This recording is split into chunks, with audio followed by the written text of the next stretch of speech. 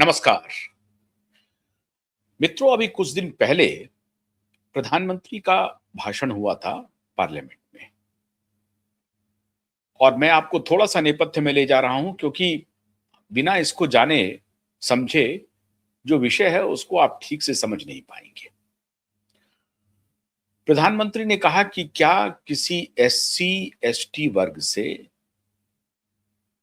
एक ही परिवार के 3 सदस्य एक ही समय में संसद के सदस्य हैं?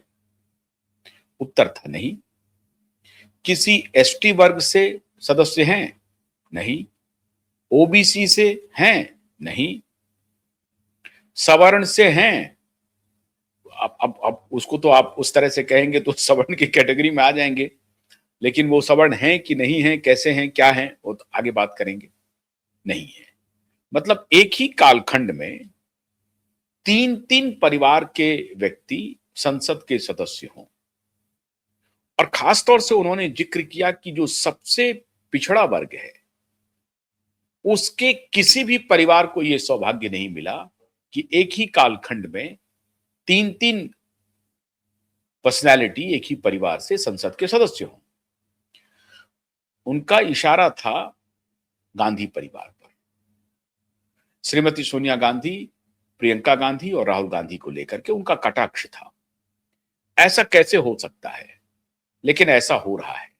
और ऐसा इसलिए हो रहा है, प्रधानमंत्री मोदी का कहना था ऐसा इसलिए हो रहा है क्योंकि ये परिवार अपने को सबसे अलग समझता है और ये परिवार देश से बिल्कुल ऊपर है। राष्ट्र सेकेंडरी है, देश सेकेंडरी है, परिवार ऊपर है। और परिवार को ऐसा लगता है कि एक नैसर्गिक अधिकार मिला हुआ है इस देश पे शासन करने का। इसी का वो जिक्र कर रहे थे। बात सही है, तथ्यात्मक रूप से बिल्कुल सही है। जो कुछ भी प्रधानमंत्री कह रहे हैं बिल्कुल सही कह रहे हैं कि एक ही परिवार के 3 सदस्य एक ही कालखंड में, एक ही समय में, कालखंड का मतलब है कि एक ही टेन्योर में वो संसद की शोभा बढ़ा रहे हैं। वैसे तो बात आपको लगेगी कि ये छोटी बात है, लेकिन अगर गंभीरता से समझेंगे और सोचेंगे तो लगेगा आपको कि नहीं, बात बहुत बड़ी है। ऐसा हुआ क्यों होगा? इसके पीछे के कारण क्या थे? क्या किसी के सांसद नहीं रहने से, इन तीनों व्यक्तित्व में से किसी के सांसद नहीं रहने से असर क्या पड़ता? और फिर ऐसी जरूरी क्या बात हो गई कि तीनों को सांसद बनना पड़ा? और अगर तीनों को सांसद बनना पड़ा तो इस सांसद बनवाने के पीछे फैसला किसका था? क्या पार्टी फैसला कर रही थी? कांग्रेस वर्किंग कमेटी फैसला कर रही थी? या कोई और उच्च संस्था है कांग्रेस पार्टी में? और तो कोई उच्च संस्था दिखाई नहीं पड़ती है कांग्रेस वर्किंग कमेटी के अलावा। अध्यक्ष का कोई मतलब नहीं है, जनरल सेक्रेटरी का कोई मतलब नहीं है। अध्यक्ष वही होता है, अगर गांधी परिवार के सदस्य हों तो भी चलेगा, और नहीं अगर गांधी परिवार के सदस्य के बगैर कोई अध्यक्ष होगा तो वो गांधी परिवार के कृपा से ही अध्यक्ष होगा। और इसीलिए अभी जो वर्तमान अध्यक्ष हैं खड़गे साहब, वो हमेशा कहते रहते हैं कि आला कमान से पूछ करके बताएंगे। अब उनको खुद ही मालूम नहीं है कि अध्यक्ष के बाद कौन आला कमान है। इसका मतलब है कि खड़गे साहब की जुबान पे वो बात आ जाती है जो पूरी दुनिया को सरबीती थे। मैं कोई नई बात नहीं बता रहा हूं। और अब ये न्यू नॉर्मल हो चुका है। कांग्रेस के वर्कर नाराज हो जाएंगे अगर मैं इस बात को दोहराऊंगा तो, क्योंकि वो उनके लिए नॉर्मलसी बहाल हो गई है। वो इस विचार से अब अपने आप को एक प्रकार से समायोजित कर चुके हैं। वो अब सहिष्णु बन चुके हैं कि नहीं, ये है, अब इसी के साथ जीना है, इसी के साथ रहना है। कांग्रेस का अध्यक्ष कोई भी हो जाए, लेकिन आला कमान का इंस्टीट्यूशन तो रहेगा जो कांग्रेस अध्यक्ष के पद के बियॉन्ड है। हां, अगर उसी परिवार का कोई सदस्य कांग्रेस अध्यक्ष है तो बड़ी अच्छी स्थिति होगी कांग्रेस के वर्कर के लिए और कांग्रेस के अन्य नेताओं के लिए। यह स्थिति बहुत अच्छी होगी अगर उसी परिवार से कोई सदस्य कांग्रेस प्रेसिडेंट भी बन जाए तो बड़ा अच्छा रहेगा। लेकिन इस बार कम से कम लाज से ही सही, दुनिया को दिखाने के लिए ही सही, कम से कम अपनी opposition party Bharatiya Janata party को दिखाने के लिए सही, या अपोजिशन के नेताओं को दिखाने के लिए कि नहीं नहीं, हम डेमोक्रेटिक पार्टी हैं, हमारे यहाँ सब कुछ डेमोक्रेसी से चलता है, हमारे यहाँ बाजाबता अध्यक्ष पद का नॉमिनेशन हुआ है, चुनाव लड़े गए हैं और उसके बाद चयन हुआ है। तो खैर खड़गे साहब अध्यक्ष बन गए हैं। मैं जिस तरफ आपको इशारा कर रहा हूं, आपने अभी कुछ ही दिन पहले, 2-4 दिन पहले, बहुत ताजा घटनाक्रम है। एआई समिट हो रही थी दिल्ली में और उस पे पूरी दुनिया की नजर थी। हालांकि एआई समिट को मैं उस तरह से कामयाब नहीं मानता हूं जिस तरह से होना चाहिए था, क्योंकि उस एआई समिट में अगर जेनसी हुआंग आते, एनवीडिया के मालिक, और एलन मस्क आते, तब मैं इस एआई समिट को बहुत सफलतम मानता। लेकिन फिर भी भारत सरकार ने प्रयास किया और बड़ी-बड़ी कंपनियां आई, गूगल आई, माइक्रोसॉफ्ट के लोग आए। माइक्रोसॉफ्ट की तरफ से तो अभी बिल गेट्स को आना था, लेकिन अब बिल गेट्स का शेयर उसमें है नहीं, डायरेक्ट तो माइक्रोसॉफ्ट के बाकी नुमाइंदे आए थे। लेकिन अगर बिल गेट्स आते तो लोग उनको कहते कि माइक्रोसॉफ्ट की तरफ से आते, लेकिन बिल गेट्स तो आ रहे थे bill and Melinda Gates foundation की तरफ से। उनका भारी विरोध हुआ और कम से कम भारत सरकार ने इसका संज्ञान लिया और उनको बाहर का रास्ता दिखा दिया। ये अच्छी बात हुई। लेकिन अभी ओपन एआई के भी आए थे, सैम ऑल्टमैन आए, और भी बहुत नामी नामी कंपनियों के, गूगल के लोग आए, बहुत लोग आए। लेकिन ये जो दो बड़े खिलाड़ी थे, एनवीडिया के मालिक जो दुनिया की सबसे बड़ी कंपनी है, उनके चेयरमैन अगर आते, जो कि आने वाले थे, 11th आवर में उन्होंने अपना शेड्यूल चेंज कर लिया, और एलन मस्क अगर आते तो और अच्छी बात रहती। मैं अभी विषय पर आ रहा हूं। मैंने अभी एकाएक एआई समिट का जिक्र क्यों कर दिया? एआई समिट में एक घटना हुई, और वो घटना हुई कि कांग्रेस पार्टी के कुछ यूथ जो कार्यकर्ता है, यूथ कांग्रेस के, वो बाहर आ गए और उन्होंने जबरदस्त यहां पे आकर के नारेबाजी की। नारेबाजी नहीं की, कपड़ा खोल लिया और नंग धड़ंग स्थिति में प्रदर्शन किया। पूरी दुनिया में संदेश गया कि साहब देखिए, भारत में एआई समिट का विरोध हो रहा है। देखिए, ये कोई नई बात नहीं है। दुनिया भर में जहां जहां इस तरह के कार्यक्रम होते हैं और वहां अगर सरकार से कोई खफा होता है तो प्रदर्शन होते रहे हैं। स्विट्जरलैंड तक में हुआ। अभी वर्ल्ड इकोनॉमिक फोरम, पिछली बार जो वर्ल्ड इकोनॉमिक फोरम हुआ था 22-23 में, जबरदस्त विरोध हुआ था वहां पे कोविड-19 को लेकर के, कोविड और वैक्सीन और फार्मा माफिया के खिलाफ बहुत जबरदस्त दुनिया भर से लोग चले गए थे वहां पर प्रदर्शन करने के लिए। दावोस चले गए थे। इसी तरीके से अमेरिका में अगर यूएन में देखेंगे तो बहुत सारे प्रदर्शन इस तरह से इक्के दुक्के होते रहते हैं। लेकिन सवाल है कि ये प्रदर्शन हुआ, सवाल इस पर नहीं है कि आप प्रदर्शन करते नहीं, प्रदर्शन करते, लेकिन आप कपड़े खोल के चले गए, उस जगह पे चले गए जहां पर आपकी भद पिटनी थी। आप थोड़ा बाहर हो जाते, मीडिया वालों को बुला लेते, अपने प्रदर्शन भी कर देते, उसका एक तरीका होता है। लेकिन आपने वो तरीका ठीक नहीं अपनाया। आपको प्रदर्शन से कोई नहीं रोक सकता है। आप विपक्ष में हैं और विपक्ष की अगर कोई बात आपको कहनी है, देश की बात आप बताना चाहते हैं, सत्ता तक पहुंचाना चाहते हैं, या इस समिट के ही बारे में अगर कुछ पहुंचाना चाहते हैं, तो आपको पहुंचाने का पूरा अधिकार है। आपका ये राइट कोई ले नहीं सकता है। लेकिन सब लोग ये सवाल उठा रहे हैं, जिस तरीके से आपने प्रदर्शन किया वो क्या ठीक था? आपने क्यों किया ऐसा? और ये सवाल कोई मैं या प्रधानमंत्री मोदी ने कल मेरठ में बड़ी गर्जना की है इस घटना के ऊपर। लेकिन प्रधानमंत्री मोदी को छोड़ दीजिए, मेरे को छोड़ दीजिए और बाकी लोगों को छोड़ दीजिए, आप और हम सब इस पर बंद हो, चुप हो जाइए। विपक्ष के जो साथी दल हैं, उन्होंने बड़ी जोरदार प्रतिक्रिया व्यक्त की और उन्होंने कहा कि यह गलत हुआ है, ये जो कुछ भी हुआ है ये पूरी तरह से गलत है। सवाल है कि इस तरह की जो भद्द पीटी जा रही है, ये निर्णय किसका था?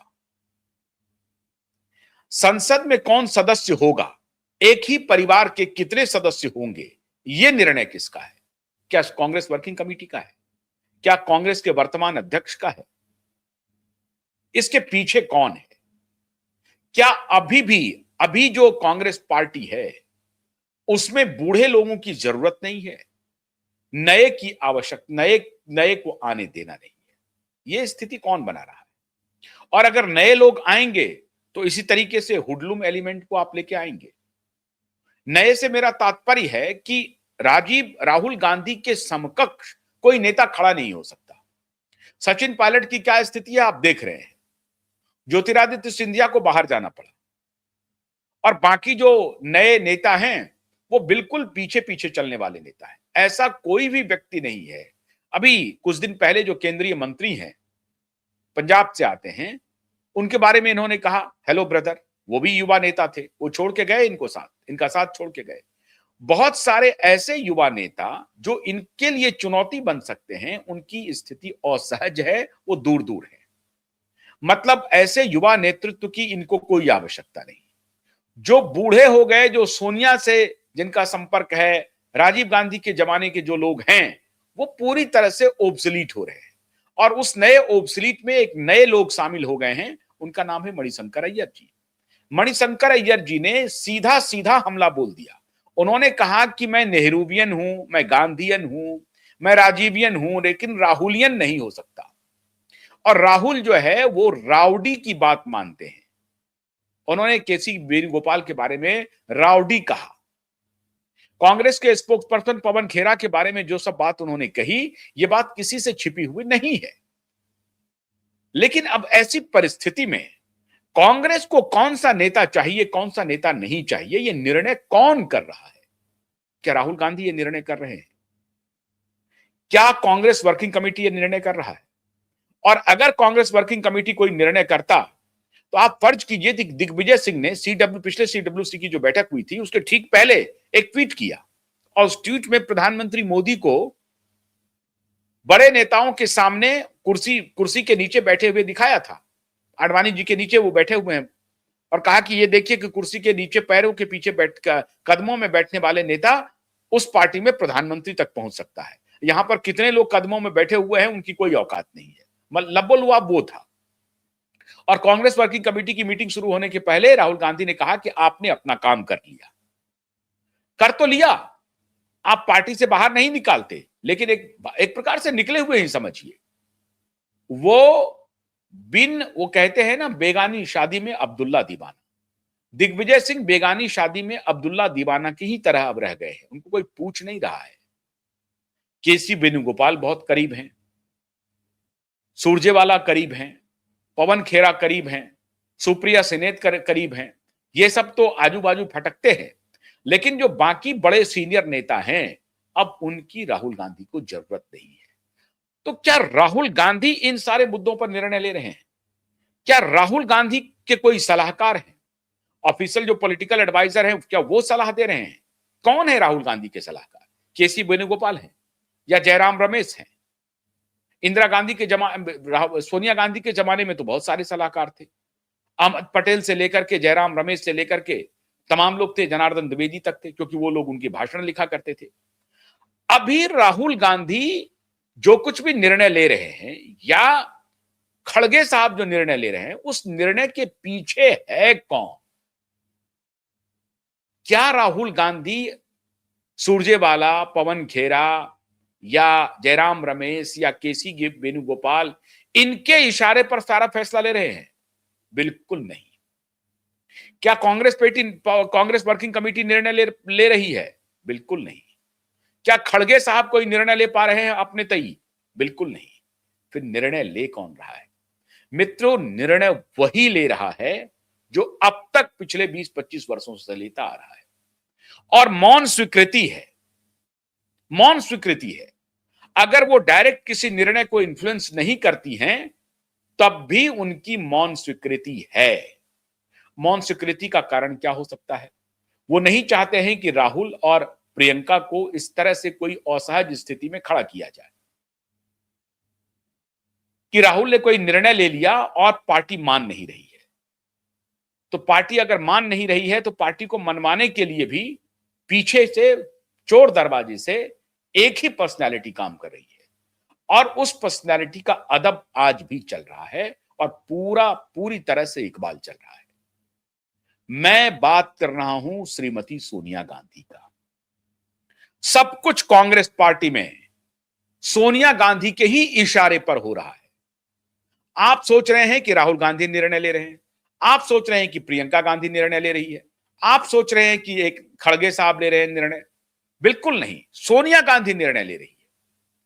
यह बात सोनिया ने ही तय किया कि हम तीनों को संसद में रहना है, क्योंकि सोनिया को इस बात पर भरोसा नहीं है कि प्रेजेंट डिस्पेंसेशन कब तक इनको संसद में रहने देगा। याद कीजिए, गुजरात का एक मामला आया, अदालत ने फैसला दिया, और उस अदालती फैसले के बाद कांग्रेस के युवराज राहुल गांधी की संसद की सदस्यता खत्म हो गई। इस एक घटना ने सोनिया गांधी को अंदर से हिला दिया।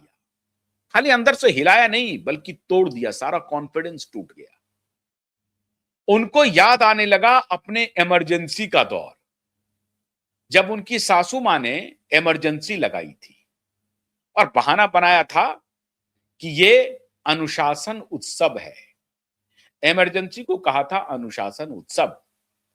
उनको यह खौफ समाने लगा कि मोदी में इंदिरा के ट्रेट नजर आ रहे हैं। उनको नजर आने लगा इंदिरा गांधी के कुछ वैल्यू सिस्टम मोदी में नजर आने लगा। उनको लगा कि कहीं मोदी इंदिरा की राह पर तो नहीं चले हैं। और ये जो घटना थी राहुल गांधी की संसद की सदस्यता के जाने का, इसने सोनिया गांधी को सतर्क कर दिया। उनको लगने लगा कि भाई ये अदालत का मामला तो होगा, लेकिन जिस आनन फानन में सदस्यता गई, 24 घंटे के अंदर एग्जीक्यूशन हो गया, राहुल गांधी की सदस्यता चली गई। सोनिया गांधी अंदर से डर गई, घबरा गई। उनको लगने लगा कि ये डिस्पेंसेशन कुछ भी कर सकता है। अदालती आदेश आया है, थोड़ा इंतजार करते, इंतजार करके कोई फैसला लेते। नहीं, कोई इंतजार नहीं हुआ। अदालती आदेश आया और लोकसभा स्पीकर का नोटिफिकेशन चला गया और उनकी सदस्यता खत्म हो गई फौरन। यह भी नहीं कहा गया कि 1 दिन 2 दिन, और उसके बाद आपने देखा होगा सदस्यता खत्म होते ही राहुल गांधी को अपना घर खाली करना पड़ा। हालांकि बाद में सुप्रीम कोर्ट ने उसको एक प्रकार से ठीक करने की कोशिश की, लेकिन राहुल गांधी की सदस्यता गई, उनको घर खाली करना पड़ा। और शीला दीक्षित के घर में, शीला दीक्षित के जो बेटे हैं संदीप दीक्षित, उनको अपना घर ऑफर किया और वहां पर संभवतः वो रहने के लिए गए।